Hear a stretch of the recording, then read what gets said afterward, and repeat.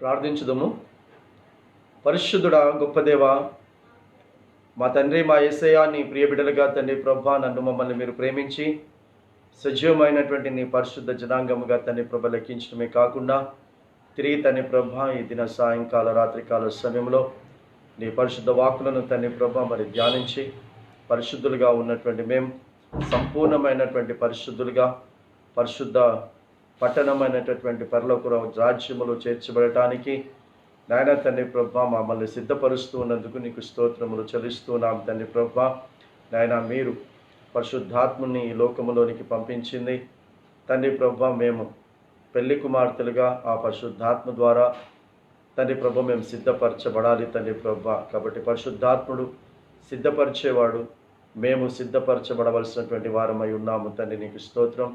ఆ విధంగా నిన్ను వివాహం చేసుకో పెళ్లి కుమార్తెలుగా ఏ విధంగా పరిశుద్ధాత్ముడు తండ్రి ప్రభ సిద్ధపరుస్తాడో అదే విధముగా మేము సిద్ధపరచాలి. అందులో మా ఇష్టం ఏమాత్రం కూడా పనికి రాదు అని నీవు మాకు పదే పదే తండ్రి ప్రభ తెలియచేస్తూ ఉన్నావు గనక ఆ విధంగా తండ్రి ప్రభ మా ఇష్టాన్ని చంపుతూ తండ్రి ప్రభ నీ ఇష్టాన్ని మాత్రమే నెరవేర్చేటటువంటి బిడ్డలుగా మమ్మల్ని నడిపించమని తండ్రి ప్రభ ప్రార్థిస్తున్నాం. ఎట్టి పరిస్థితుల్లో తండ్రి ప్రభ దురాశ అనేటటువంటిది తండ్రి ప్రభ విషయంలో తండ్రి ప్రభ మేము చచ్చిన వారముగా ఉండులాగున్న తండ్రి ప్రభ అదే విధముగా తండ్రి ప్రభ దుర్నీతి అనేటటువంటి ఆయుధమును తండ్రి ప్రభ ఎట్టి పరిస్థితుల్లో మేము ధరించుకోకుండా తండ్రి ప్రభ మా యొక్క ఈ శరీరంలో ఉన్నటువంటి అవయవాలను తండ్రి ప్రభ మరి పాపమునకు అప్పగించకుండా తండ్రి ప్రభ ఈ లోకములో నాయన జీవించుటకు, అది కూడా నీ వలె అపోస్తుల వలె జీవించుటకు తండ్రి ప్రభ నాయన మీరు మాకు నేర్పిస్తూ ఉంటుండగా నేర్చుకున్న దాని ప్రకారంగా మా బ్రతుకు ఉండుటకు నీ కృపను అనుగ్రహించండి తండ్రి ప్రభా. అలాంటి వారినే మీరు తీసుకుని వెళ్ళడానికి వస్తూ ఉన్నటువంటి విషయాన్ని నేను మమ్మెవ్వరం కూడా మర్చిపోకున్నట్టు తండ్రి ప్రభా నీ కృపగల హస్తములో భద్రపరచుకోండి తండ్రి ప్రభా. దాని అదే విధముగా తండ్రి ప్రభా మరి లైవ్ ద్వారా వీక్షించడానికి సిద్ధపడినటువంటి బిడ్డల్ని, సిద్ధపడుతున్న బిడ్డలను తర్వాత కూడా తండ్రి ప్రభా మరి వీక్షించడానికి తండ్రి ప్రభా సిద్ధపడేటటువంటి బిడ్డలందరినీ కూడా ఈ సమయంలో మీరు జ్ఞాపకం చేసుకోండి తండ్రి ప్రభా. మరి లైవ్ ద్వారా వీక్షించేటటువంటి బిడ్డలు తండ్రి ప్రభా మరి ఆషామాషిగా తండ్రి ప్రభా ఈ వాక్యములను తండ్రి ప్రభా తీసుకోకుండా ఏదో టైంపాస్గా తండ్రి ప్రభా మరి వాక్కులను తండ్రి ప్రభా వినకుండా ఆయన జీవితములను సరిచేసుకుంటూ తండ్రి ప్రభా జీవించే ఆధిక్యతను మీరు మాకు కలుగ చేయండి. ఆయన ఇది నవ్వులాట కాదు అని తండ్రి ప్రభా నువ్వు సెలవిస్తూ ఉన్నావు గనక ఇది ఆడుకునేటటువంటి ఆట కాదు నాయన, నీకు స్తోత్రములు చెల్లిస్తూ ఉన్నా. ఆ విధంగా తండ్రి ప్రభా ప్రతి ఒక్కరిని సరి అయినటువంటి ఆత్మీయ నడిపింపుతో సిద్ధపరచమని కూడా తండ్రి ప్రభ ప్రార్థిస్తూ ఉన్నాం. తండ్రి ప్రభ మీరే మాకు తల్లిగా, తండ్రిగా, దేవుడిగా, కాపరిగా, స్నేహితులుగా ఉండి ఇంతవరకు నడిపించిన దేవుడు ఇక ముందు కూడా తండ్రి ప్రభ నడిపించి మిమ్మల్ని మీరు మహిమ తెచ్చుకోనండి.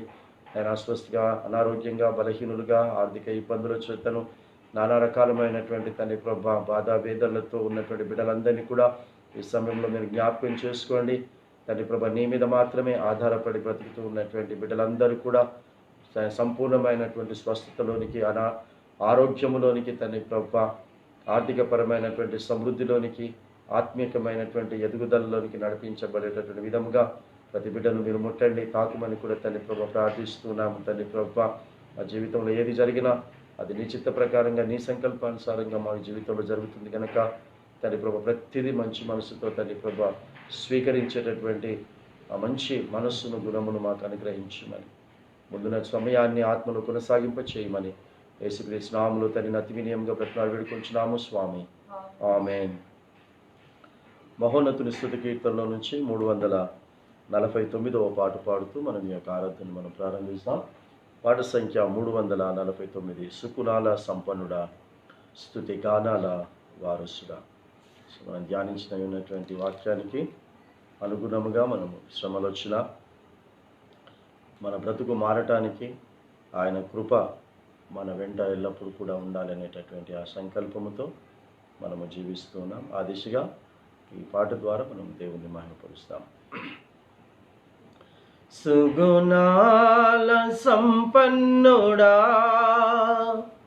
స్తుతి గానాల వారసుడా, జీవింతును నిత్యము నీ నీడలో ఆస్వాదింతును నీ మాటల మకరందము సుగుణాల సంపన్నుడా, స్తుతి గానాల వారసుడా, జీవింతును నిత్యము నీ నీడలో, ఆస్వాదింతును నీ మాటల మకరందము. సుగుణాల సంపన్నుడా,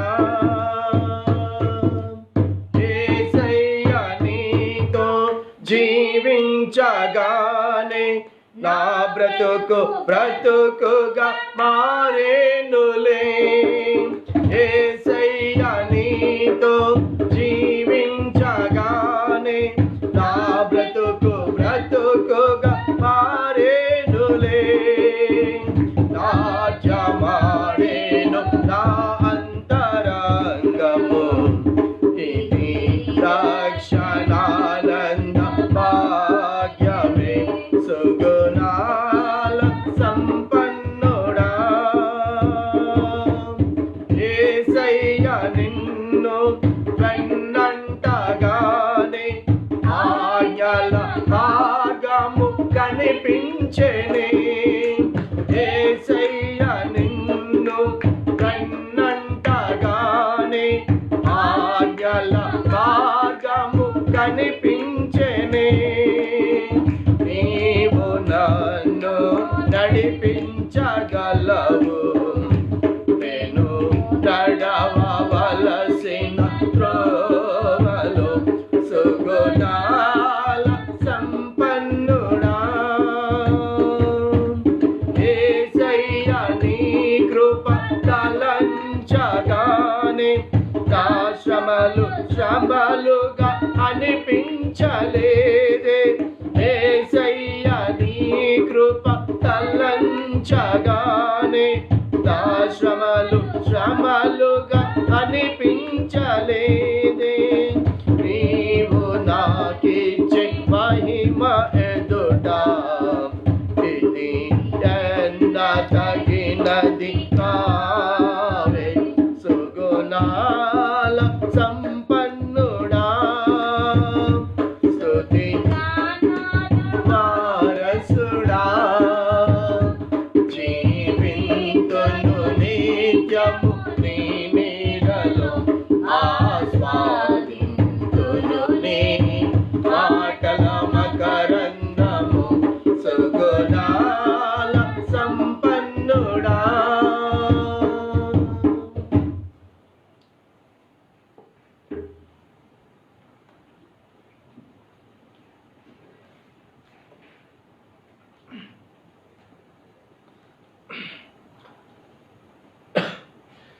ప్రైజ్ ది లార్డ్. హల్లెలూయా.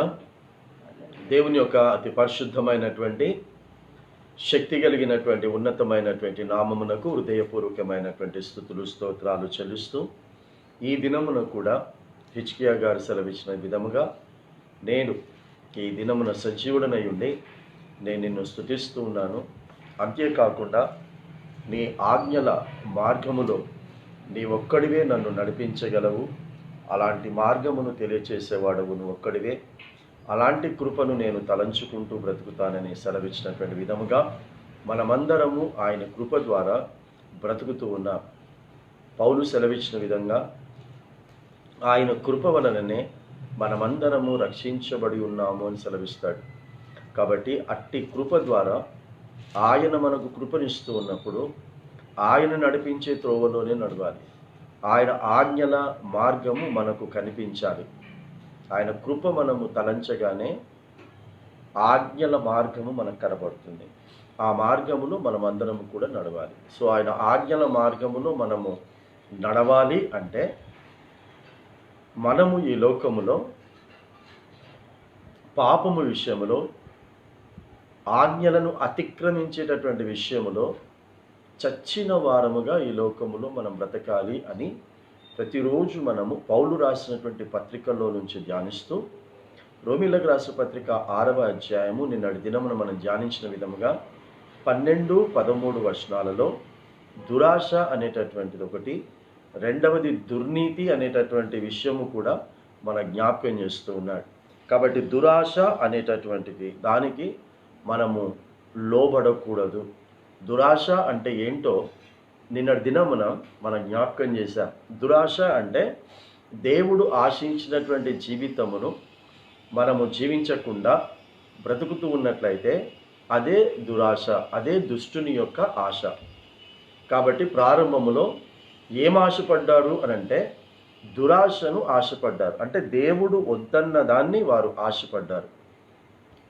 ఆ విధముగా దురాశ వారిలోనికి రావటం వల్ల ఆ దురాశకు లోబడ్డారు కనుక ఎప్పటికీ సంతోషంగా, సమాధానముగా, నెమ్మదిగా, ఆరోగ్యంగా, తృప్తిగా బ్రతకవలసినటువంటి వారి జీవితాన్ని కష్టాల పాలు చేసుకున్నారు, అవమానాల పాలు చేసుకున్నారు, నిందల పాలు చేసుకున్నారు, అనేకమైనటువంటి వేదనల పాలు చేసుకున్నారు. అనగా బ్రతుకుతూనే బ్రతుకుతూ ఉన్నటువంటి పరిస్థితికి ఆ మొదటి కుటుంబమైనటువంటి ఆదాము వెళ్ళిపోయింది. ఈ రోజున కూడా ఆదాములాగా ఎంతమంది అయితే దేవుడు వద్దు అన్న దాన్ని ఆశపడి బ్రతుకుతారో వారందరికీ కూడా అలాంటి పరిస్థితే పడుతుంది అని ఈ పరిశుద్ధ గ్రంథము ద్వారా మనకు నేర్పిస్తున్నాడు. అంతేకాకుండా రెండవది ఏం విన్నాము నిన్న దినం అంటే దుర్నీతి అనేటటువంటి సాధనముగా ఉండకూడదు అని అంటున్నాడు. అంటే దుర్నీతి అనేటటువంటి ఆయుధములు మన దగ్గర ఉండటానికి వీలు లేదు. ఎందుకనంటే ఆ ఆయుధం, దుర్నీతి అనేటటువంటి ఆయుధము ఒక రోజున మన యొక్క ప్రాణాన్ని తీసేస్తూ ఉంది. అంతేకాకుండా అక్కడ రెండవది మనం చూసింది ఏంటంటే పాపమునకు మన యొక్క శరీరంలో ఉన్న అవయవములను అప్పగించకూడదు అని కూడా మనము చూసాం. ఉదాహరణకి నేను మీకు చెప్తాను, అర్థం కావటానికి చెప్తాను. భార్య భర్తలు ఇద్దరిని, అనగా ఒక స్త్రీని ఒక పురుషుణ్ణి ఆదికాండం 2వ అధ్యాయం ప్రకారంగా ఆదాము పలికినటువంటి మాటను తీసుకొని వివాహం జరుగుతున్నటువంటి సమయంలో ఆదాము పలికినటువంటి మాటని సేవకులు కూడా వివాహ సందర్భంలో పలుకుతారు. ఆ పలుకుతూ ఏమంటారంటే ఇక మీదట మీరిద్దరు వేరువేరు శరీరులు కాదు, మీరిద్దరు ఏక శరీరులు అని అంటారు. అంటే ఏక శరీరులు అన్నప్పుడు ఒకే శరీరమై ఉన్నారు, భార్య భర్త ఇద్దరు ఒకే శరీరమై ఉన్నారు అనేటటువంటి మాటను మన జ్ఞాపకం చేస్తారు. అంటే నా శరీరంలో ఈ చెయ్యి నా చెయ్యి అన్నప్పుడు ఇక్కడ రాయబడినటువంటి మాట 13వ వచనములో నా అవయవములో ఒక అవయవమైనటువంటి ఈ చేతిని పాపము చేయటానికి అప్పగించకూడదు అని అన్నాడు. పాపము చేయటానికి అప్పగించకూడదు అనగా ఈ చెయ్యి ఎప్పుడు కూడా పాపము ముట్టకూడదు, ఈ నోరు ఎప్పుడు కూడా పాపము సంబంధమైంది తినకూడదు, పాపపు సంబంధమైంది త్రాగకూడదు, పాపపు సంబంధమైంది మాట్లాడకూడదు. అలా ఈ యొక్క వెంట్రుక దగ్గర నుంచి కింద అరికాలు ఒక గోటి దాకా కూడా ప్రతి అవయవము కూడా దేవుడు వద్దు అన్నదాన్ని ఆశపడకుండా చెయ్యకుండా మనం బ్రతకాలి. ఎందుకు నేను భార్య ప్రసక్తి భర్త ప్రసక్తి తీసుకున్నాను అంటే వారిద్దరూ ఏకశరీరమైనప్పుడు పక్కింట్లో ఉన్నటువంటి మగబ్బాయి వచ్చి ఒక యవన అబ్బాయి వచ్చి నీ భార్య నాకు కావాలి, నాకు అప్పగించు అని గనక ఆ అబ్బాయి వచ్చి యవన అబ్బాయి వచ్చి ఆ భార్యను అప్పగించు అంటే మనం అప్పగిస్తామా? కాస్త నా మాట కటువుగా ఉన్నప్పటికీ మోటుగా ఉన్నప్పటికీ మీకు అర్థం కావడానికి చెప్తున్నాను. భార్యను నాకు అప్పగించు అని పరాయివాడు వచ్చి అడిగితే అప్పగిస్తావా? అలాగే ఒక యవ్వన స్త్రీ వచ్చి నీ భర్తను నాకు అప్పగించు అంటే అప్పగిస్తామా? అది వినటానికే ఎంత హీనాతిహీనంగా అనిపిస్తూ ఉంది మీకు. నేను చెప్తుంటే వినటానికే మీకు వినబుద్ధి కావటం లేదు. అలాగే నీ భార్యను నాకు అప్పగిస్తావా అని అడుగుతూ ఉన్నప్పుడు ఇక్కడ దేవుడు మనకేం చెప్తా ఉన్నాడు, మన ప్రభువు పౌలు ద్వారా ఏం చెప్తున్నాడు అని అంటే ఈ శరీరములో ఉన్న ఈ అవయవము పాపమునకు అప్పగించకండి. స్త్రీ అనేటటువంటిది భర్త శరీరములో ఇమిడిపోయింది, భర్త భార్య శరీరంలో ఇమిడిపోయారు, ఏక శరీరం అన్నారు. ఏక శరీరం అన్నప్పుడు భార్యను అప్పగిస్తావా అంటేనే నీ కోపం వచ్చింది, భర్తను అప్పగిస్తావా అంటేనే కోపం వచ్చింది.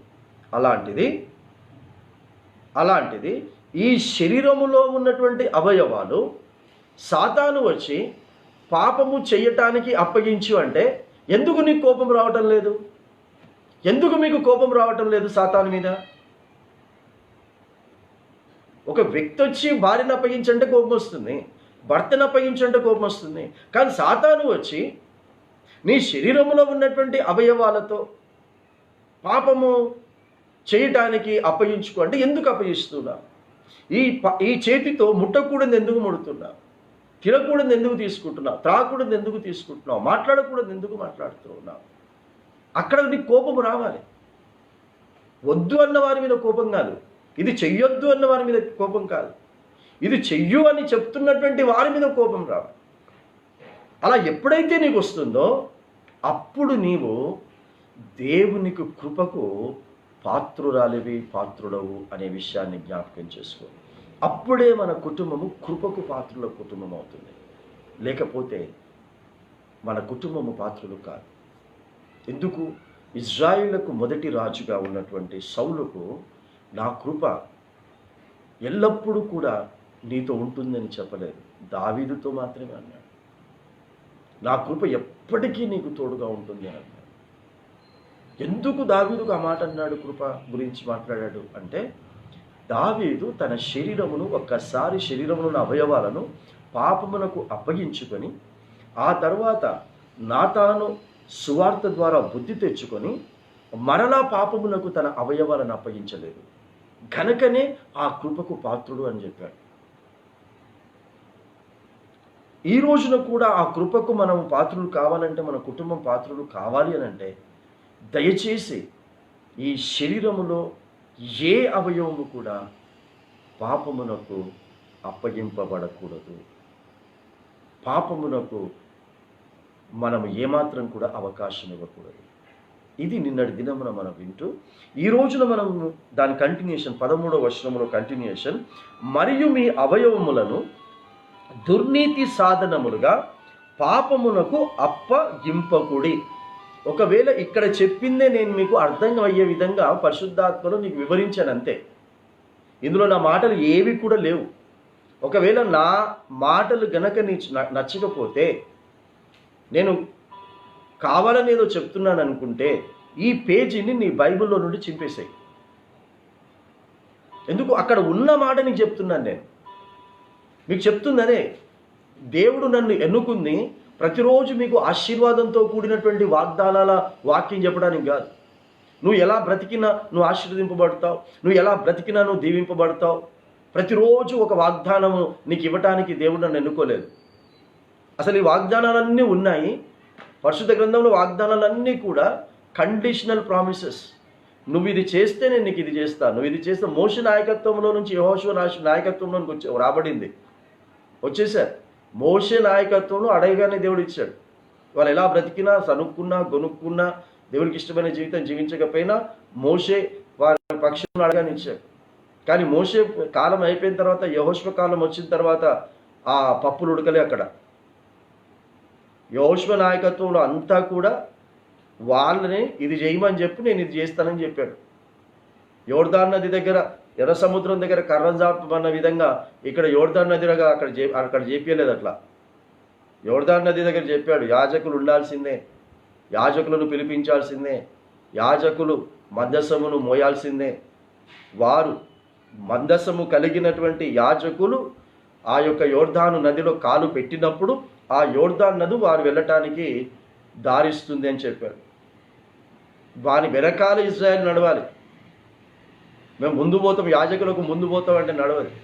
సో దేవుడు చెప్పినటువంటి ప్రకారంగా వారు చేస్తే యోర్దాను నదిని దాటారు. అలాగే ఎరికో గోడల విషయంలో కూడా, ఎరికో పట్టణం దాటాల వారి, అది దాటాలన్నప్పుడు కూడా చెప్పాడు 7 రోజులు ప్రతిరోజు వారు దాని చుట్టూ తిరగాలని చెప్పాడు. దాని చుట్టూ తిరగాలంటే సూర్యుడు ఉదయించినప్పటి నుంచి సూర్యుడు అస్తమించేంత వరకు దాని చుట్టూ అంత సమయం పట్టింది. అలా 1 రోజు తిరిగారు, 2 రోజులు తిరిగారు, 3 రోజులు తిరిగారు, 4 రోజులు తిరిగారు, 5వ రోజు తిరిగారు, 6వ రోజు తిరిగారు, 7వ రోజుకి వచ్చేసరికి 7 సార్లు తిరిగమన్నాడు. నువ్వు ఇది చేస్తే ఎరికో గోడల్ని కూలగొడతారు, మీకు అడ్డుగా ఉన్నటువంటి దాన్ని తొలగిస్తారు. పోయింది. ఇప్పుడు ఏంటంటే నాకు వాగ్దానం చేతికి రావాలి, సేవకుడు వాగ్దానం ఇవ్వాలా, ప్రార్థన చేయాలా, సేవకుడు ప్రార్థన చేయగానే పని అయిపోవాలి. లేకపోతే మనం సేవకులను మార్చేస్తాం, సంఘాలను ఎంతమంది సంఘాలను మార్చేస్తావు, ఎంతమంది సేవకులను మారుస్తావు? యేసునైతే మార్చలేవుగా. యేసు పెట్టినటువంటి ఈ పరిశుద్ధ గ్రంథాన్ని అయితే మార్చలేవుగా. ఈ పరిశుద్ధ గ్రంథంలో ఉన్నటువంటి పద్ధతులను మనం పాటించాలి. అదే చెప్తా ఉన్నాడు ఇక్కడ. సో ఇక్కడ చెప్తున్న పాపమునకు అప్పగింపకుడి.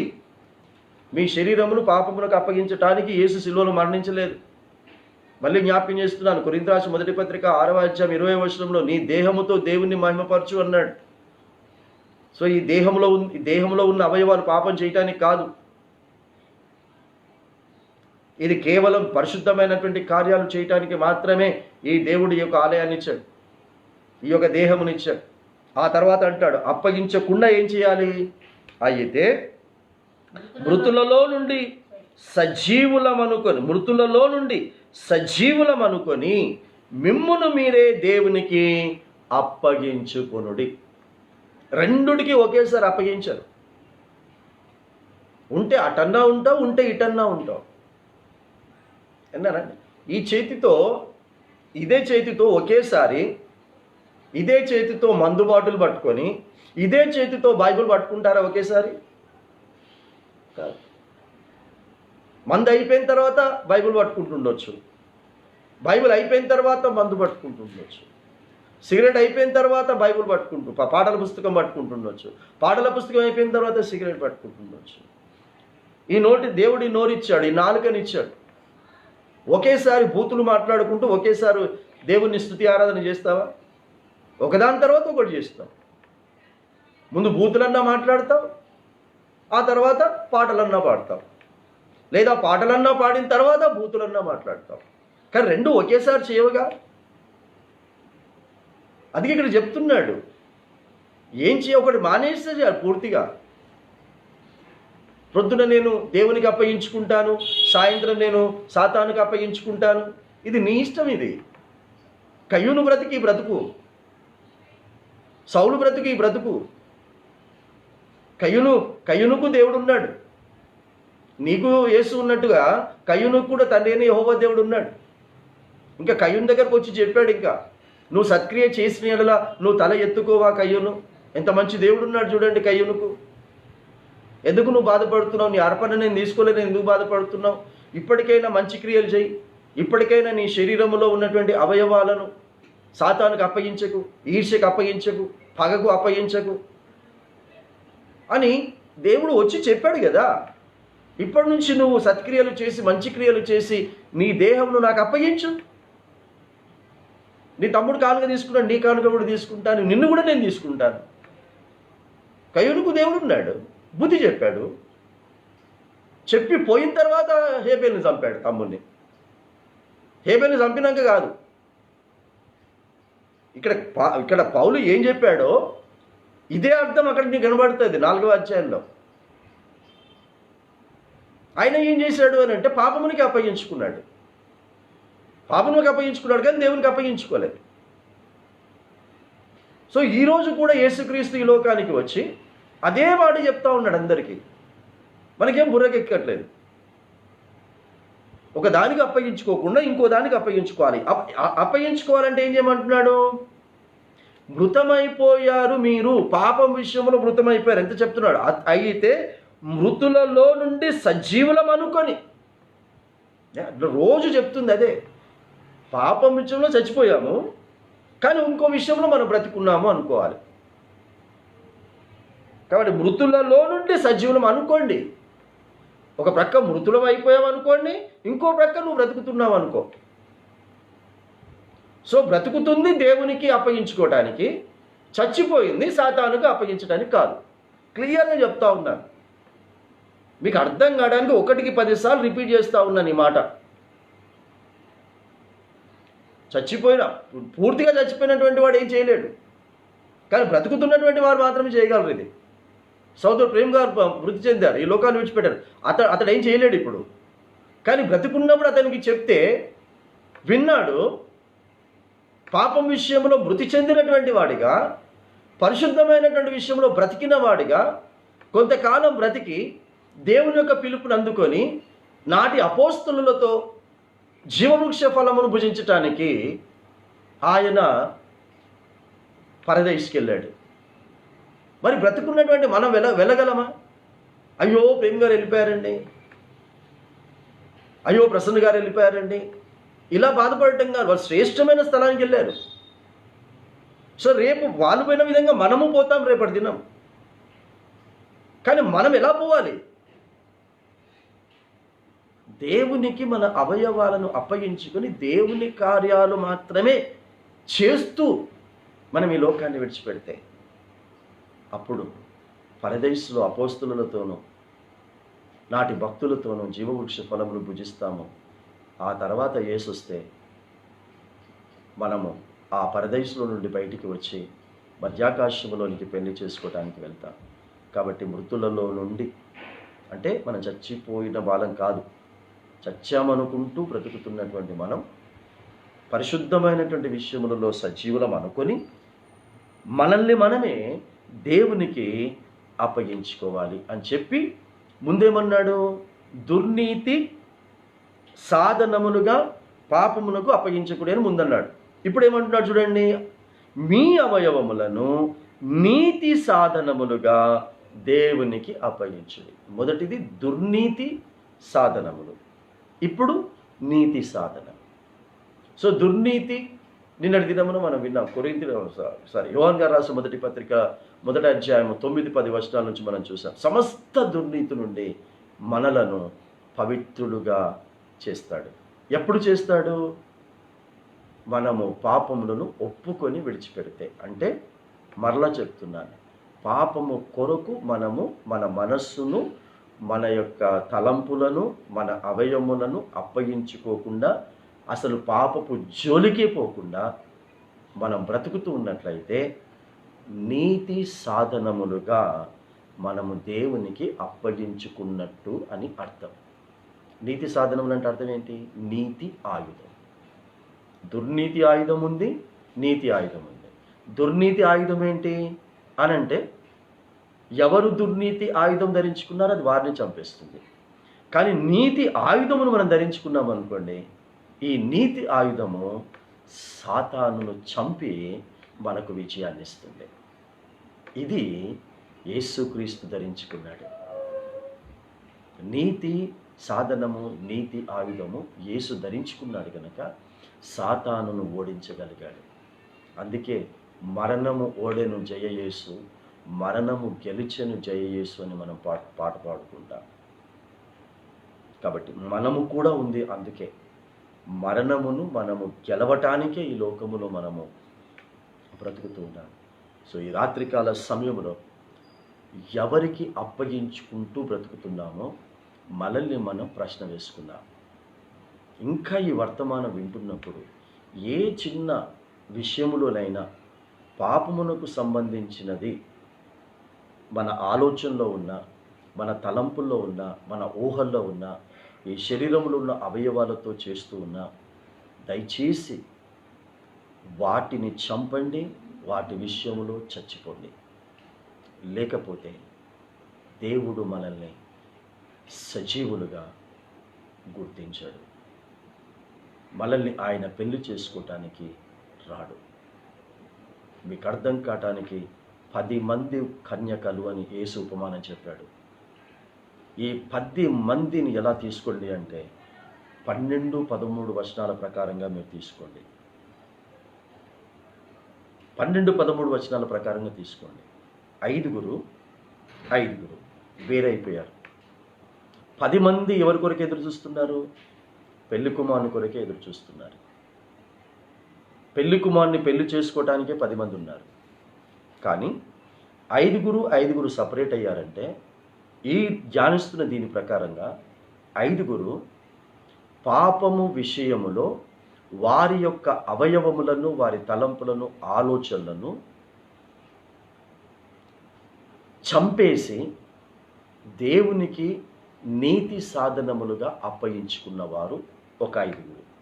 ఇంకొక 5 ఎదురు చూస్తూనే పాపపు విషయములో వారి అవయవములను, తలంపులను అప్పగించుకుంటూ అప్పుడప్పుడు సాతానుకు సంబంధమైనటువంటి పాపములు చేస్తూ యేసు రహస్య రాకడ కొరకు ఎదురు చూస్తున్నటువంటి వారు ఇంకొక 5. ఈ రోజులో అలాంటి వాళ్ళు ఉన్నారు. ప్రతిరోజు పాపము చేయకుండా, పాపమును తలంచకుండా ఎంతమంది క్రైస్తవులు ఈ రోజున ఉంటున్నారు?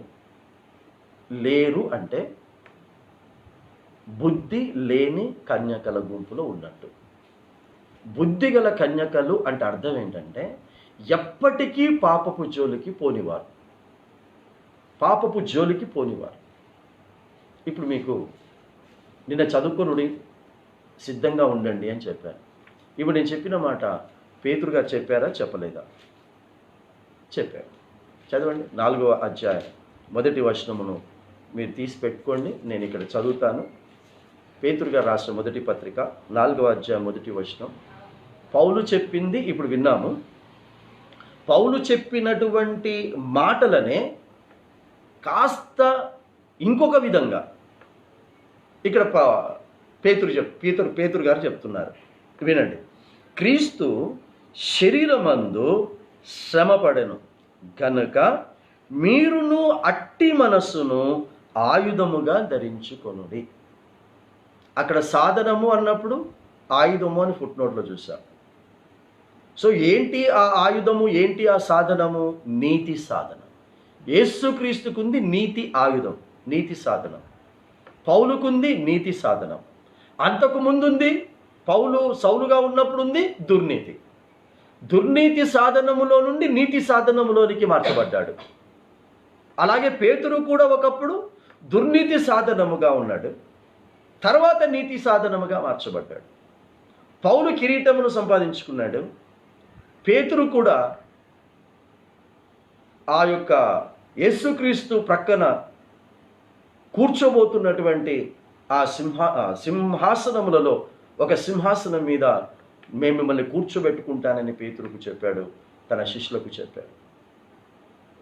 ఒకవేళ అతడు దుర్నీతి సాధనములో నుండి నీతి సాధనములోనికి పేతురు మార్చబడకపోయి ఉంటే ఆ సింహాసనాన్ని పోగొట్టుకునేవాడు.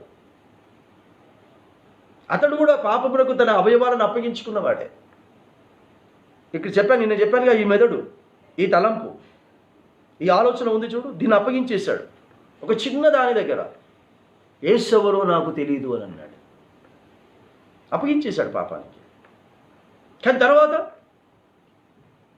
యేసు కొరకు మరణించటానికి, సిలువ వేయబడటానికి, తలక్రిందులుగా సిలువ వేయబడటానికి, ఆ విధంగా మరణించి పరదేశంలో జీవవృక్ష ఫలము తినడానికి వెళ్ళాడు. అలాంటి పేతురు చెప్తున్నాడు, ఏ మనస్సు కలిగి ఉండాలి? ఏ మనసు కలిగి ఉండాలి? యేసు ఏ విధముగానైతే ప్రభువు అప్పగించినటువంటి పని చెయ్యటానికి మాత్రమే ఈ లోకానికి వచ్చాను కనుక, ఓ సాతానా, ఏ రాళ్ళను రొట్టెలుగా చేసుకొని తినుమని నువ్వు చెప్తున్నావు గనక నేను చెయ్యనని యేసు చెప్పాడు. ఆ మనస్సు మనం కలిగి ఉండాలి.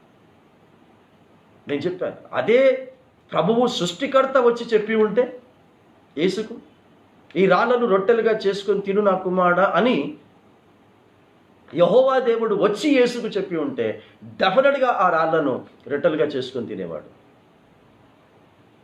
ఎందుకు? రాళ్లను రొట్టెలు చేసుకొని తినే శక్తి యేసుకుంది. కానీ చెప్తుంది సాతాను గనక నేను చెయ్యనన్నాడు. ఆ మనస్సు నువ్వు నేను కలిగి ఉండాలి. కాబట్టి ఏ వ్యక్తి ఏం చెప్తున్నాడో ఆ చెప్తున్నది ఎవరికి సంబంధించిందో నీకు తెలుసు, నాకు తెలుసు, మనందరికీ తెలుసు. ఏది పాపమో తెలుసు, ఏది దోషమో తెలుసు, ఏది దేవునికి ఇష్టమో తెలుసు, ఏది దేవునికి ఇష్టం లేదో నీకు తెలుసు, మనకు తెలుసు. కాబట్టి దేవునికి ఇష్టము లేని పని ఏంటో నీకు తెలిసినప్పటికీ ఆ దేవునికి ఇష్టం లేని పని చేద్దాము అని భార్య చెప్తుంది, లేదా భర్త చెప్తున్నాడు, లేదా సంఘస్థులు చెప్తున్నారు, లేదా సేవకులు చెప్తున్నారు, లేదా ఇంటర్నేషనల్ స్పీకర్స్ చెప్తున్నారు, దేవునికి ఇష్టం లేనిది చేద్దామని పేరు మోసినటువంటి ఇంటర్నేషనల్ స్పీకర్ చెప్తున్నాడు. అయినా సరే నేను చెయ్యను అని నువ్వు తీర్మానం తీసుకోవాలి, అని నువ్వు బ్రతకాలి. ఎందుకంటే నీకు తెలిసిపోయింది దేవునికి ఇష్టం లేదు ఈ పని అని. ఎవరు చెప్పినా చేయకూడదు. అప్పుడే ఆ మనస్సు మనము కలిగి ఉంటాం. పునాది చెప్తున్నాడు. పేతురు సంఘమునకు, సార్వత్రిక సంఘమునకు పునాది. ఎత్తబడబోతున్నటువంటి, పెళ్లి చేసుకోబోతున్నటువంటి వధువు సంఘానికి పునాది పేతురు. ఆ పునాది అనేటువంటి పేతురు చెప్తున్నాడు, ఏ మనస్సు మనము కలిగి ఉండాలి, అట్టి మనస్సును ఆయుధముగా ధరించుకునుడి. శరీర విషయములో శ్రమపడిన వాడు శరీరమందు జీవించు మిగిలిన కాలము ఇక మీదట మనుష్యుల యొక్క ఆశలను అనుసరించి నడుచుకొనక. ఎంత స్పష్టంగా చెప్తున్నాడు. మనుష్యుల యొక్క ఆశలను అనుసరించి నడుచుకోవద్దు. మనుషుల యొక్క ఆశలను ఎప్పుడైతే మనము అనుసరించి నడుచుకోమో డెఫినెట్గా ఆ మనిషి మనకు శ్రమల పాలు చేస్తాడు, కష్టాల పాలు చేస్తాడు. అందుకే యేసు ఎందుకు శ్రమపడ్డాడు, యేసును ఎందుకు శ్రమపెట్టారు అని అంటే, దేవునికి ఇష్టం లేని పనులు యేసు చేత చేయించాలనుకున్నారు గనక యేసుకు శత్రువులు ఎక్కువైపోయారు, గనక యేసును చంపాలనుకున్నారు. యేసు కంటే ముందు బాప్తీసం ఇచ్చినటువంటి యోహానును కూడా ఎందుకు చంపారు అంటే, దేవునికి వారి దేహమును అప్పగించుకొని దేవుని ఇష్టాన్ని మాత్రమే చేస్తూ దేవునికి ఇష్టం లేనివి చేయకుండా ఉన్నారు కనుక శత్రువులు ఎక్కువైపోయారు, చివరికి చంపబడ్డారు. అయినా సరే మనల్ని కూడా ఎవరైనా శ్రమ పెడతానంటే, మనల్ని కూడా ఎవరైనా చంపుతానంటే, దేవునికి ఇష్టం లేని బ్రతుకు మేము బ్రతకము అని మనం తీర్మానం తీసుకుంటే, మనము చచ్చిపోవడానికైనా షద్రక్ మేషక్ అబేద్నెగోలాగా సిద్ధంగా ఉండాలి, దానియేలు గారిలాగా సిద్ధంగా ఉండాలి, నాటి అపోస్తలులాగా సిద్ధంగా ఉండాలి. వారు అలా సిద్ధంగా ఉన్నారు కనుకనే అగ్నిగుండంలో నుంచి బయటికి రాగలిగారు. వారు అలా సిద్ధంగా ఉన్నారు కనుకనే సింహపు గుహలో నుండి బయటికి రాగలిగారు. వారు అలా ఉండగలిగారు కనుకనే మొన్న దినం మనం జ్ఞాపకం చేశాను, పౌలు అన్ని శ్రమలు అనుభవించినా కూడా అతడు మరణం కాలేదు. 3 పర్యాయాలు 1 తక్కువ 40 కొరడా దెబ్బలు కొట్టినా కూడా అతడు మరణం కాలేదు.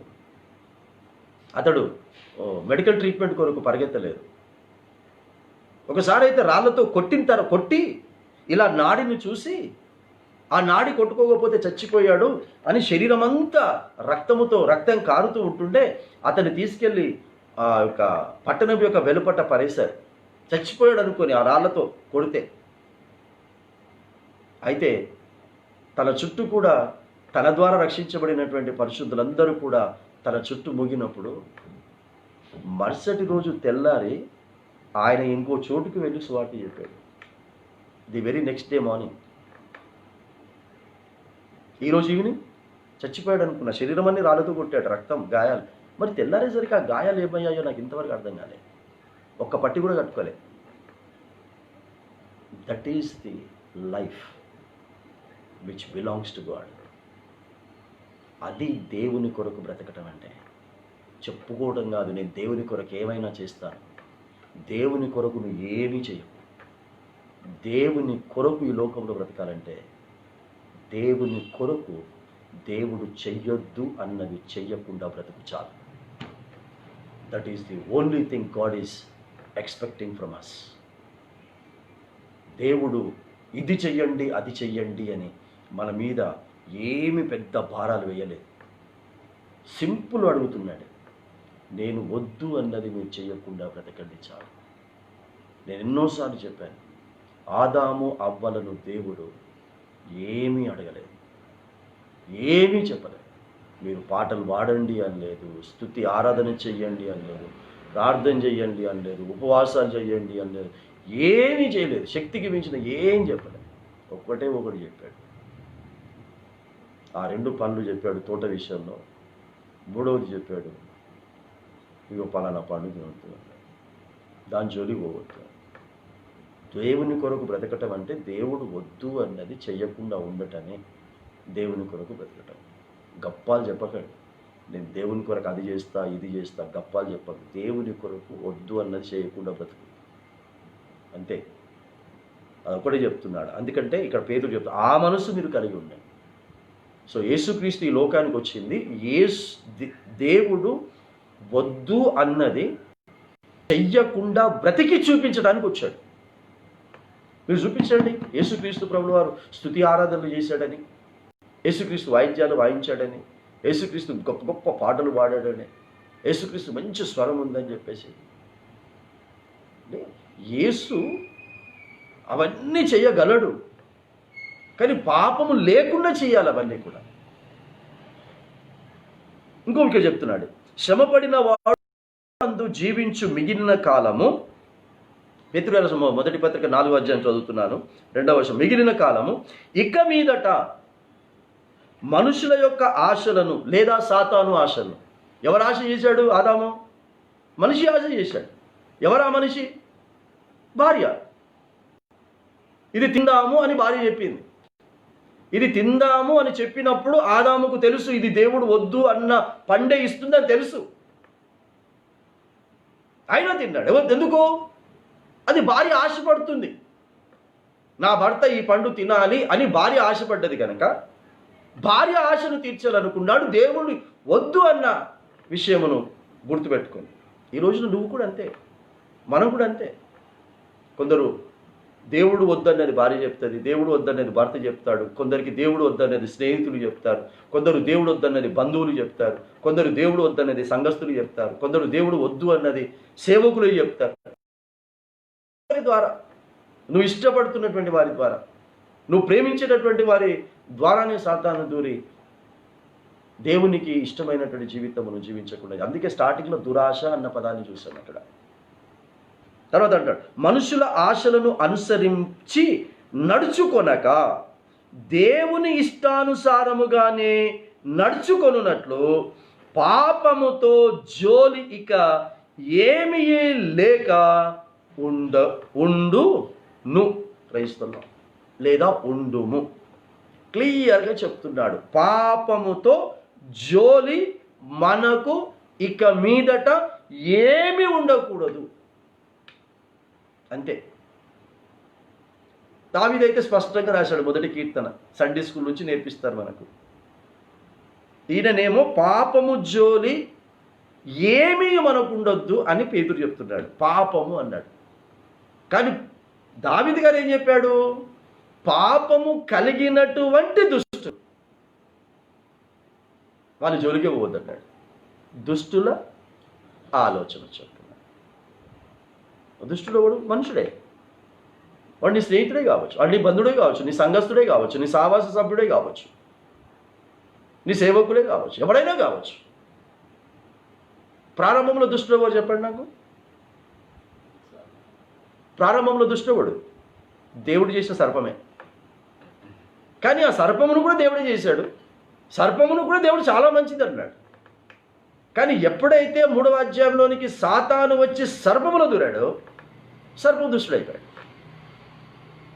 సో అట్లాగే సాతాను కార్యము చేద్దాము, తప్పుడు కార్యం చేద్దాము, దేవునికి ఇష్టం లేని కార్యం చేద్దాము అని ఏ వ్యక్తి చెప్పినా ఆ వ్యక్తి దుష్టుడు, దుష్టురాలు.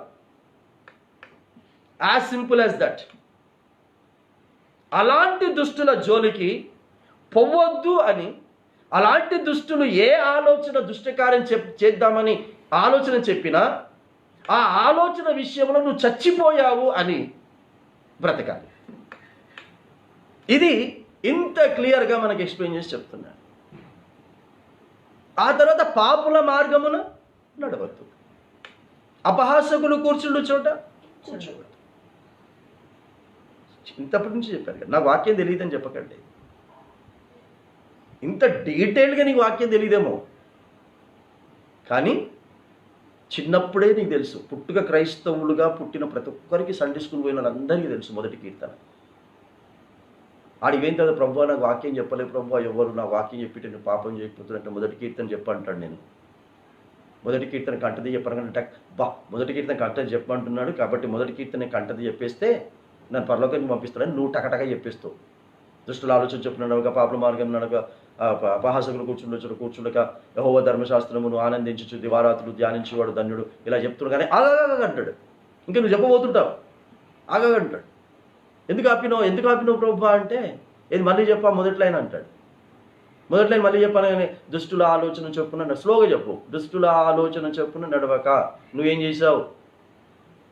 దుష్టుల ఆలోచన చొప్పున నడిచావా లేదా చచ్చేంత వరకు అంటాడు. ఇప్పుడు మరి వాక్యం తెలియదు అంటావేంటి? మళ్ళీ నాకు ఎవరు చెప్పలేదు అంటావేంటి? పాపుల మార్గమును నడవక అన్నావా? వాడు పాపము అని తెలిసి వాడు పాపము త్రోవలు నేను తీసుకుపోతున్నప్పుడు, బార్ షాప్కు తీసుకుపోతున్నప్పుడు, వ్యభిచారపు కొంపకు నేను తీసుకొని పోతున్నప్పుడు, చర్చికి ఏం పోతావులే ఈరోజు చర్చికి పోకు అని చెప్పేసి ఇంకో దగ్గరికి తీసుకుపోతున్నప్పుడు, వాడు పాపుల మార్గమున నడవద్దు అన్నప్పుడు నువ్వు నడిచినవుగా. వాడు అపహాసకులు కూర్చున్న చోట కూర్చోవద్దు అని నీకు తెలుసు కదా. మరి అపహాసకులు అంటే ఎవరు? సేవకుని మీద నువ్వు అపహాస్యం చేయలేదా? తోటి విశ్వాసుల మీద నువ్వు అపహాస్యం చేయలేదా? వాళ్ళు గట్టనే చెప్తాడు మనం మన ఇష్ట ప్రకారంగా నడుచుకుందామని వాళ్ళని గేలు చేయలే. ఇది చాలదా నువ్వు వాక్యం తెలుసు అని చెప్పడానికి? కాబట్టి నీకు వాక్యం తెలుసు. తెలిసినా నువ్వేం చేసావు? నీ ఇష్ట ప్రకారంగా జీవించావు. నా ఇష్ట ప్రకారంగా నడుచుకోలేదు. అక్కడ ఎంత చక్కగా చెప్తున్నాడు, దేవుని ఇష్టానుసారముగా గానే నడుచుకొనున్నట్లు. సో దేవునికి ఇష్టానుసారముగానే ఎవరైతే నడుచుకోవాలనుకుంటారో వారికి ఏం చెప్తున్నాడంటే, పాపము జోలికి ఇక ఏమాత్రం కూడా పోకూడదు. లేదండి, నేను ఆదివారం దేవుని ఇష్టమైన పనులు చేస్తానండి, ఆదివారం నుండి సోమవారం నుండి శనివారం వరకు పాపుల జోలితో ఉంటానండి, పాపము కార్యాలు చేస్తానండి. సో ఆయన సోమవారమే రావాలట. ఆదివారం రాకుండా సోమవారమే రావాలి యేసుక్రీస్తు ప్రభుల వారు. ఏం చేస్తావు ఇప్పుడు? ఏమనంటే ఇప్పుడు రాడలే యేసు.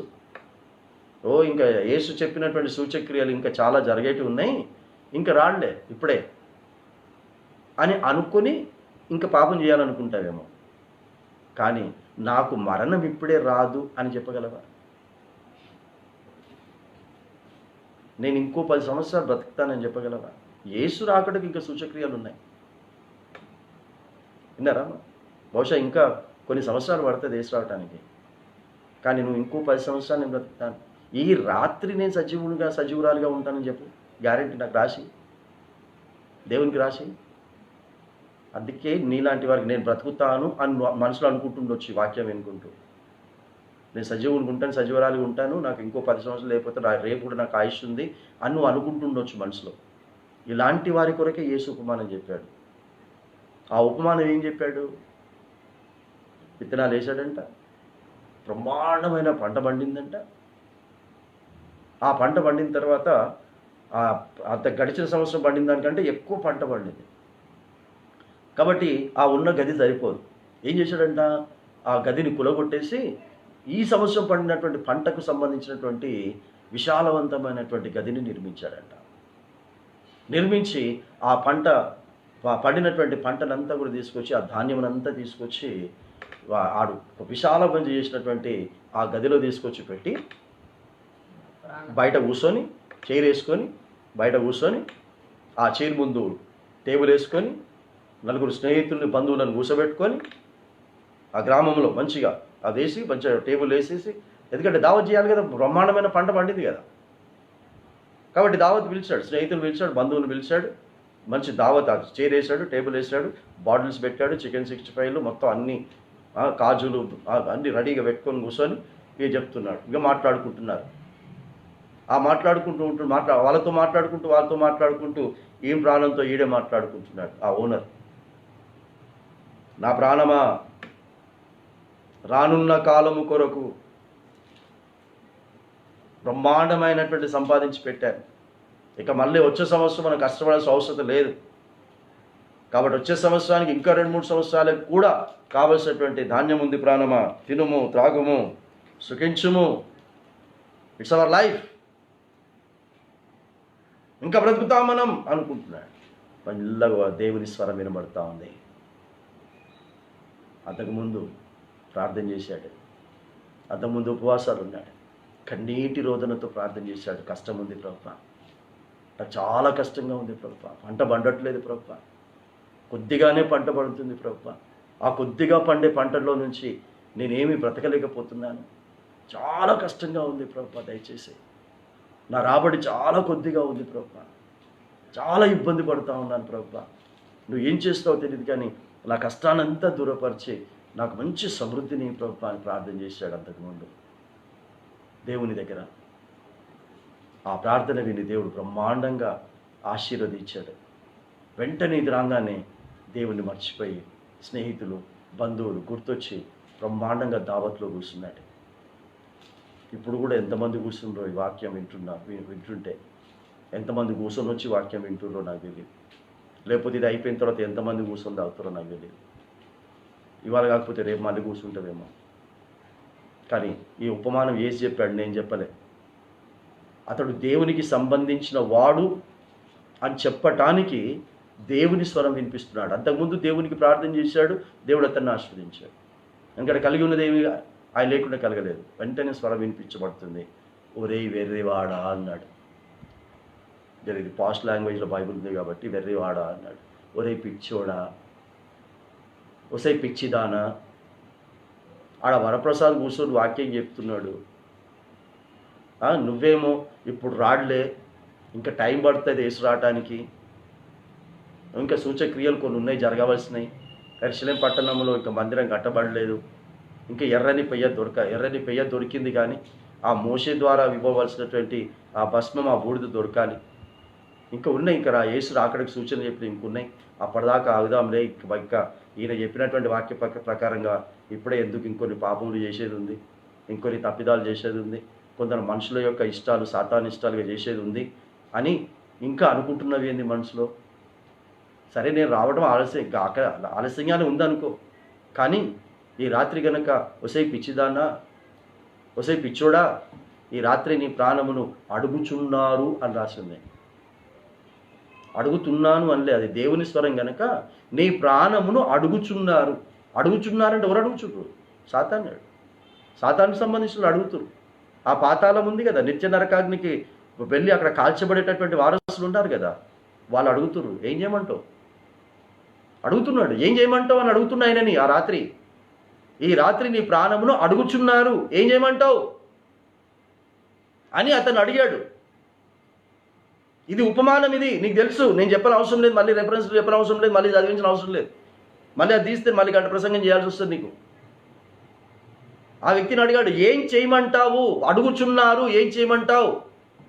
నా ప్రాణమా తినుము త్రాగుము సుఖించుము, సాతానికి ఇష్టానుసారమైనటువంటి మనుషులకు ఇష్టానుసారమైనటువంటి బ్రతుకుము అని అంటున్నావు కదా. పౌలు చెప్పినటువంటి పత్రికను వింటున్నావు, పేతురు చెప్పిన పత్రికను వింటున్నావు. కాబట్టి పౌలు రాసిన పత్రికల మాటలు ఇవి, పేతురు గారు రాసిన పత్రికల మాటలు ఇవి, వరప్రసాద్ మాటలు కాదు. కాబట్టి వరప్రసాద్ అన్న చెప్తే నేనెందుకు వినాలి అని అనుకుంటున్నావేంది అని గనక పరిశుద్ధాత్ముడు నీకు స్వరాన్ని వినిపిస్తున్నాడు ఇప్పుడు.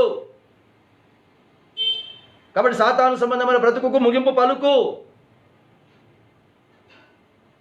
నేను భార్య కొరకు బ్రతుకుతున్నానండి, పిల్లల కొరకు బ్రతుకుతున్నానండి, అమ్మ కొరకు అయ్య కొరకు అందరి కొరకు బ్రతుకుతున్నా, మంచిదే, fine, good, God bless you. కానీ నీ లోపల దేవుని ఆత్మ ఉంది, ఈ ఆత్మ కొరకు బ్రతకవా? ఈ ఆత్మను దేవునికి అప్పగించడానికి పాపమును వదిలిపెట్టవా? భూతులను వదిలిపెట్టవా? మోసమును వదిలిపెట్టవా? అబద్ధపు జీవితంలో వదిలిపెట్టవా? త్రాగును వదిలిపెట్టవా? దేవునికి ఇష్టానుసారమైనటువంటిది అన్న పదం ఎంత చక్కగా రాశాడు. అందుకే దావీదుకు మాత్రమే ఇచ్చాడు ఈ బిరుదు. దావీదు నా ఇష్టానుసారుడు అన్నాడు, నా దేవుని ఇష్టమును నెరవేర్చినటువంటి వాడు. కాబట్టి ఈ రోజున దేవుని ఇష్టానుసారంగా బ్రతుకుతాననే తీర్మానం తీసుకొని ఈ వర్తమానమును మనము సరిచేద్దాం. మీ అందరికీ 2 చేతులు జోడించి మీకు ఒక రిక్వెస్ట్ చేస్తున్నాను. మీ అందరికీ నేను రిక్వెస్ట్ చేస్తూ ఉన్నాను. మీరు కనుక ఈ రోజున ఏం పాపం చేస్తున్నారో మీకు తెలుసు, ఏం తప్పు చేస్తున్నారో మీకు తెలుసు. ఇక్కడ చెప్పాడు, పాపము జోలికి ఇక మీదట మనము పోకూడదు, దాని కొరకు మనం బ్రతికిన బ్రతుకు ఇక చాలు. అది రేపు కంటిన్యూషన్ చెప్తాను. ఒకవేళ నీకు ఇంకా తప్పు చెయ్యాలి అని అనుకుంటున్నట్లయితేనండి, నీ మనసు ఒప్పుకోకపోతే, నీ మనసు యేసులాగా బ్రతకాలని, పౌలులాగా బ్రతకాలని, పత్రికల ప్రకారంగా బ్రతకాలని, ఇంకా ఇప్పుడు నేనే ఈ మాటలు చెప్తున్నాను కాబట్టి వీడి మాటలు నేనెందుకు వినాలి, ఈ పనికి మాలిన మాటలు నేను ఎందుకు వినాలి అని నువ్వు అనుకుంటున్నట్లయితే, నీకు ఇంకా ఆయుష్ ఉంది, దేవుడు నిన్ను క్షమిస్తాడు అనుకుంటున్నట్లయితే, దేవుని కృపాకాలంలో నేనున్నాను, సో కృపను బట్టి నేను ఎలాంటి బ్రతుకు బ్రతికినా దేవుడు నన్ను క్షమిస్తాడు. కాబట్టి ఈ వరప్రసాద్ చెప్పే బోధ అంతా కూడా పనికిమాలిన బోధ అని నువ్వు అనుకుంటున్నట్లయితే 2 చేతులు జోడించి నీకు రిక్వెస్ట్ చేస్తున్నాను, ఈ బోధలను నీవు రేపటి దినము నుంచి లైవ్లో వినటం మానేసేయి. Stop listening this word, this sermons.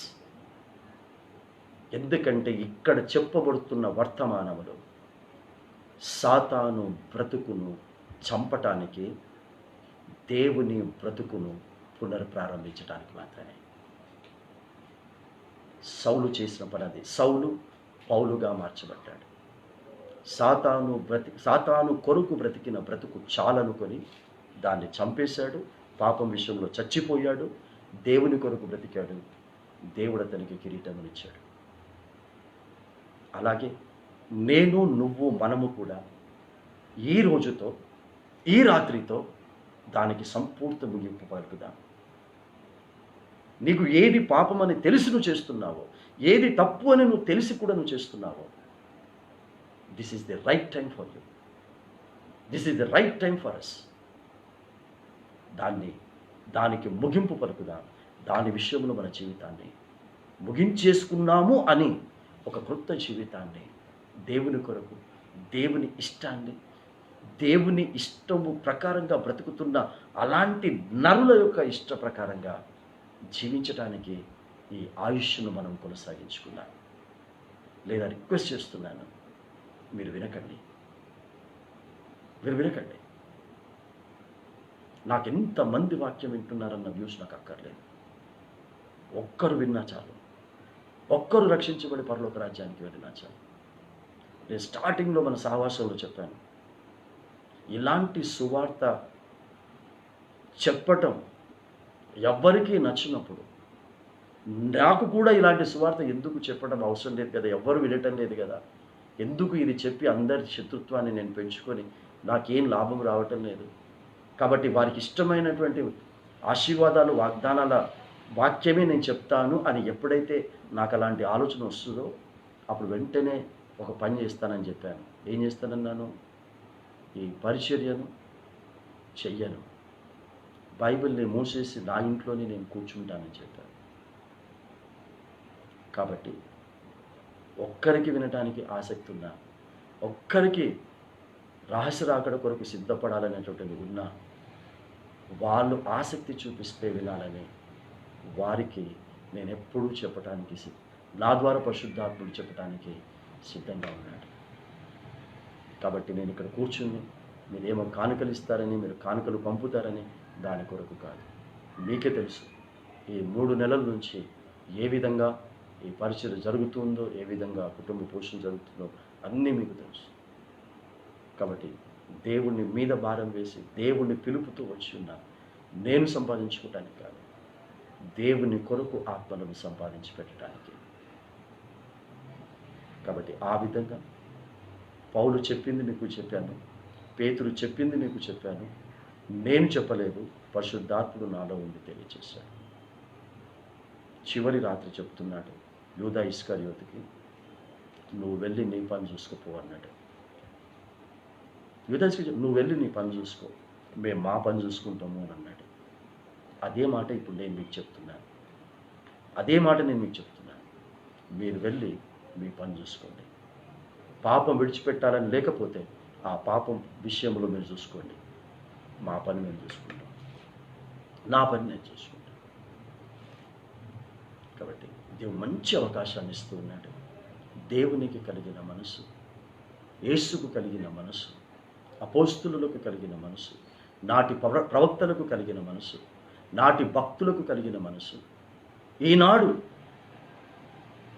అలాంటి త్యాగపూరితమైనటువంటి బ్రతుకుతో ఏ ఆశ లేకుండా దేవుడు ఏది ఇస్తే దాని ప్రకారంగా బ్రతకాలి అని అనుకుంటున్నటువంటి మాలాగా, మనలాగా అందరూ బ్రతకాలని మనం ఆశపడదాం. ఆ దిశగా ప్రయత్నం చేద్దాం, ఆ దిశగా ప్రయాసపడదాం. ఈ కొద్ది మాటలు దేవుడు దీవించి ఆశీర్వదించి కాచి కాపాడి సంరక్షించును కాక. ఈ మాసము కూడా మరి పరిచయ నిమిత్తం కుటుంబ అవసరతల నిమిత్తం ఆయా బిడ్డలు ఇచ్చిన కానుకలను బట్టి, పంపించిన కానుకలను బట్టి దేవుడు వారిని, వారి కుటుంబాలను ఆశీర్వదించునుగాక. ఇంకా ఎవరైనా పంపదలిచినట్లయితే, ఇవ్వదలిచినట్లయితే అది మీకే వదిలేస్తూ ఉన్నాము. God bless you. ప్రార్థించును. పరిశుద్ధుడైన దేవ, మా తండ్రి, నీ ప్రియ బిడ్డలుగా నన్ను, మమ్మల్ని అందరినీ కూడా దీవించి ఆశీర్వదించి, నాయన, నీ సువార్త రెండంచులు గల ఎటువంటి ఖడ్గము కంటే కూడా వాడిగలది అన్నావు తండ్రి. కాబట్టి ఖడ్గము అనేది నరకటానికి ఉపయోగపడుతుంది నాయన. కాబట్టి పాపపు క్రియలు నరకబడేటట్టుగా ఈ రెండవ అంచు కలిగినటువంటి ఖడ్గము అనేటటువంటి వాడిగల ఖడ్గమును నాయన ఈ దినమున నా కొరకు, మా కొరకు నీవు ఉపయోగిస్తూ ఉన్నందుకు నీకు స్తోత్రములు చెల్లిస్తూ ఉన్నాము తండ్రి. కాబట్టి మేము మనుష్యుల ఇష్టమును నెరవేర్చి, మనుషుల ఆశల ప్రకారంగా అవి సాతానుకు సంబంధించినవని తెలిసి కూడా బ్రతికిన బ్రతుకు ఇక చాలు అని పౌలు గారు చెప్తున్నారు, పేతురు గారు చెప్తున్నారు.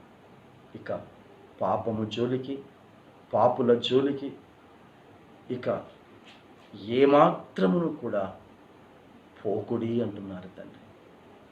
పౌలైతే ఏడుస్తూ చెప్తున్నాను మీకు అన్నాడు తండ్రి. పేతురు కూడా తండ్రి ప్రభువా బాధపడుతూ తండ్రి ప్రభువా చెప్తున్నాడు. నాడు యిర్మీయా గారు విలపించి చెప్పాడు ఇశ్రాయేలీయులకు. కాబట్టి పరిశుద్ధాత్ముడుగా నువ్వు మాతో దగ్గర ఉండి, తల్లిదండ్రులు నేర్పించనిది, బంధువులు నేర్పించండి, ఎవ్వరూ చేయని కార్యము పరిశుద్ధాత్మ దేవుడుగా నువ్వు మాత్రమే చేయగలవు. అందుకే నీ కృప తలంచగానే ఆజ్ఞల మార్గము మాకు కనిపిస్తూ ఉంది. ఆ ఆజ్ఞల మార్గములో పరిశుద్ధాత్ముడుగా నువ్వు మాత్రమే నడిపించగలవు. అలా నువ్వు నడిపిస్తున్నప్పుడు నడిచే మనస్సు మాకందరికీ దయచేయండి. లైవ్ ద్వారా వీక్షించిన బిడ్డలను, ఉన్నటువంటి బిడ్డలను తండ్రి ప్రభువా మనసులను మార్చుకొని నీ మనస్సు కలిగి నీ రాకడకు సిద్ధంగా ఉండే ఆ మహావాక్యాన్ని మనందరికీ కలగచేయమని ఈ రాత్రికాల శ్రమలు, చక్కటి నిద్రలను, విశ్రాంతులను, దర్శనాలను తండ్రి ప్రభువా అనుగ్రహించి మిమ్మల్ని మీ మహిమ తెచ్చుకున్నాను. యేసుక్రీస్తు నామములో తండ్రిని అతి వినయంగా బ్రతిలాడి వేడుకుంటున్నాము స్వామి. ఆమేన్. తండ్రి యొక్క కుమారుని యొక్క పరిశుద్ధాత్మ యొక్క ప్రేమ, కృప, అన్యోన్య సహవాసము, సమాధానం, సకల దీవెనల ఆశీర్వాదం మనకును, కుటుంబస్తులకు, పిల్లలకు, వారి భవిష్యత్తులకు ప్రయోజకరమైన ప్రతి ఆత్మికమైనటువంటి విశ్వాస జీవితములకు, భూమి మీద నివసిస్తున్న సకల విశ్వాసులకు, ఆయన సత్యరాజ్య సువార్త ప్రకటిస్తున్న ప్రతి అభిషిక్తునికి, అభిషిక్తురాలికి ఇప్పుడును ఎల్లప్పుడు సదాకాలము తోడైనడైనను కాక. ఆమేన్. యేసు రక్తమే జయం, యేసు నామమే జయం, యేసు రక్తం సంపూర్ణ విజయం, అపవాది క్రియలంతా కోటి నాశనం, తండ్రి నీ కార్యములు నిరంతరం జయం జయం జయం తండ్రి. ఆమేన్.